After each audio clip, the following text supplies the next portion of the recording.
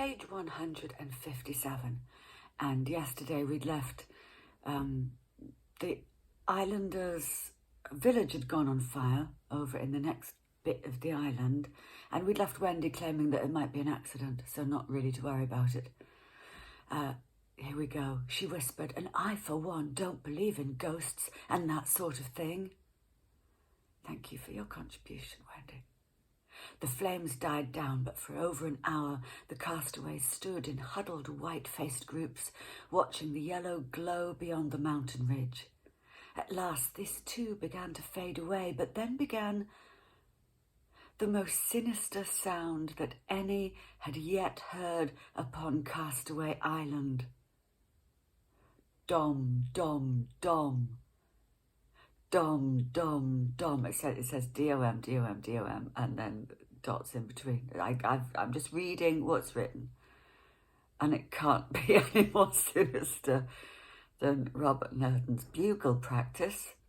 Anyway, dom, dom, dom, dom, dom, dom. It was the distant beating of native drums, now rising to a frenzied crescendo, now dying away to become almost inaudible, almost only to crash out again in louder and more frenzied tempo than before. Dom, dom, dom, dom, dom, dom, dom, dom, dom, dom, dom, dom. It's war drums, Tony, whispered. It's war drums, Tony, whispered Captain Clifford. I don't like the sound of this. Well, you're not supposed to like the sound of war drums, are you? It could be to frighten away the evil spirits, but it could be for another reason. I get you, Skipper, grunted Tony. And that other reason could spell lots of trouble for us. What do we do about it?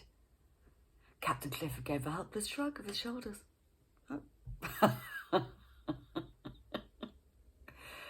What can we do but wait and see, he answered. Get the radiogram The radiogram? It's 1960. Jill, be kind, they've got a radiogram, that's cool. It's cool that they've got a radiogram. I'm not going to mock the radiogram. Get the radiogram going as loud as you like. Anything to drown those drums, or they'll be driving half the packs round the bend. Too late, half the packs are already round the bend. A good-sized campfire, too, would be a good idea. There'll be no more sleep for anyone tonight, so they can have a party. Their neighbour's village has burnt down, and the neighbour's village are doing significant drumming. But Clifford says, let's have a party. You know, I can see his point. Shirley gave Wendy a nudge. We'll get some tea going for everyone. Oh, maybe less of a party than I'd imagined.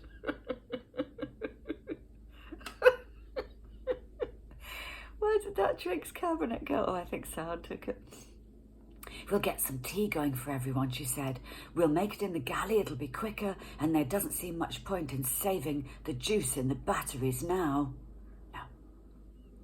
By the time the kettles were... Are they battery-driven kettles? By the time the kettles were boiling on the electric stove, a blazing campfire was sending showers of sparks dancing up to the palm tops, helping to dispel the feeling of eeriness that had blanketed the settlement. We were frightened by a fire, so we're going to make another fire. With modern jazz blaring from a long player on the radiogram. Yeah, tea, modern jazz. Drowning the distant beating of the drums, much of the tenseness. You can hear that helicopter overhead. It's coming to look for bad writing. It's the bad writing police.